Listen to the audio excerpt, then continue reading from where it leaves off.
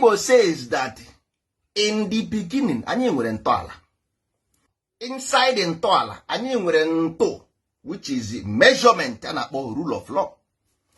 In this measurement, chapter 1, ntọala nto, measurement nto, chapter 1, Amụigwe, ihe Igbo kwere na ya, says, in the beginning was Agbara. Agbara bụ explosion. Agbara means explosion, which is matter in motion.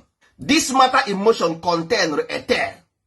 This ether, matter being in motion, ether become strain. It causes explosion. Oba, out of this explosion, the highest and strongest force from this explosion is called Amadioha, with the 4 laws. Eke Orie Afọ Nkwọ n'aka gị ka ọ dị. Nobody tells you here. Amadioha, which is separation and the strongest, with the Eke Afọ Nkwọ. So you don't need to go to space. If you write them in the book tomorrow and say you use microscope to see them, people will begin to go and look for microscope and look for Eke Afọ Nkwọ. What is here? So this Eke Afọ Nkwọ was named by this Amadioha as ezi omume, ezunori, agbada amụgha, ịfụnanya, do these things.